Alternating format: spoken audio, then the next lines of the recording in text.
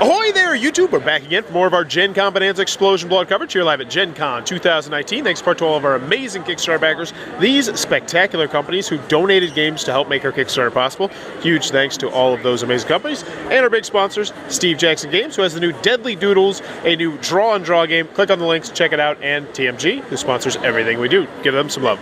Right now, we're at the Holy Grail Games booth with Jamie, one of the developers of the upcoming game Roads to Rome. So what is Roads to Rome? So Roads to Rome is a fairly light and quick family-friendly game. We're looking at about 10 years and up, 20 to 25 minutes, and basically you play a Roman senator, and like any good Roman, you are out to conquer the world for the glory of Rome. But this time you will be doing it with roads, a great Roman invention. Well, not actually a Roman invention, but we'll get into details later. So basically, every turn you will quite simply be connecting Rome to a city that has not yet been conquered by placing down one or more of your roads. When you do so, you take that city, you take its treasure, and you put it onto your little player board.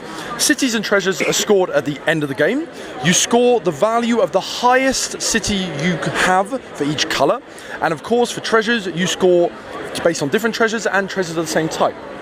The one instance is the gold, which has a different effect because during the game you will be scoring the roads that lead back to Rome. So in this case I'd score 1, but then if the next turn somebody comes and places a road, here for example, they'll score 1 point and I'll score 1 point. And as the game goes on, as we capture more of these cities, these big road networks will build out, and that's where you're trying to optimize your points and your placement in order to make those roads really work for you.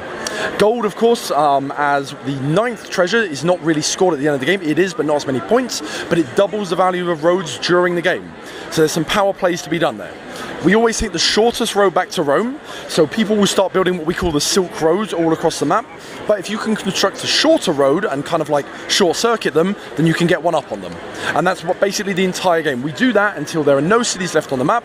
We total up our points, and the person with the most points wins. Wow, that sounds really stinking cool. Player count on that one, and also when is it expected to be coming out? So this is a 2 to 5 player game. What you can see here is the 4 and 5 player board. On the other side there is a better board, more optimized for 2 to 3 players. It will be coming out normally in February, straight to Kickstarter, not to Kickstarter, straight to retail. This is our first non-Kickstarter game, and it will cost around $35.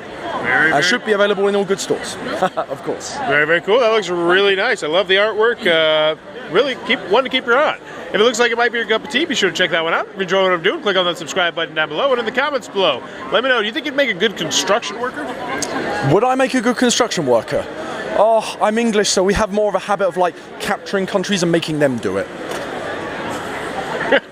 I think I'd be pretty bad at it. I don't follow directions well, and I don't remember things, and yeah, that could get people killed. Plus, I think we tried to do that here, and you guys weren't happy about that. Yeah, there was a big kerfuffle there. I can't remember exactly the story, but yeah, it was a long time ago now. Yeah, I remember learning about that one. We kicked your ass. You did indeed. You did indeed. Well, we'll get it back. We'll get the colonies back one day. One of these days. One of these days. And as always, thanks for your time, YouTube.